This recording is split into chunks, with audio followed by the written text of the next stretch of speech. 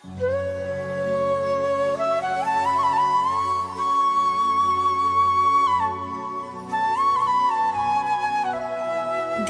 Romantic music.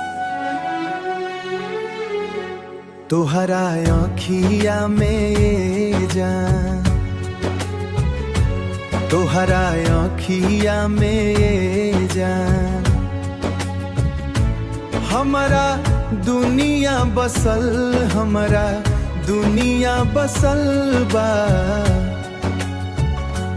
तोहरे नाम के साजन,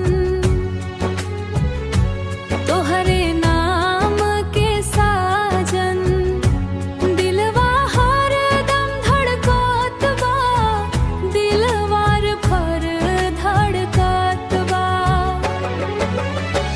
तोहरा बिना नींद न आवे हो, रात भर दिल रोवे रो,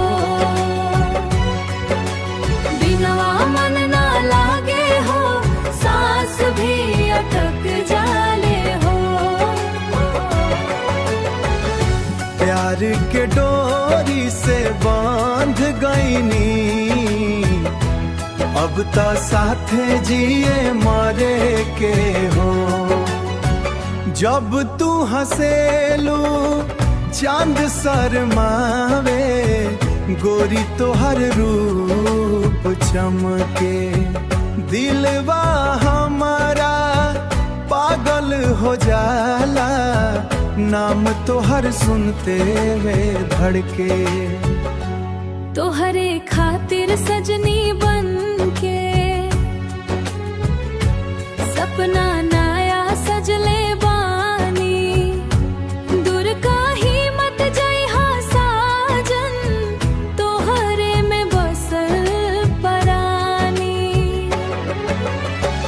तोहरा बिना नींद न आवे हो, रात भर दिल रोवे रो।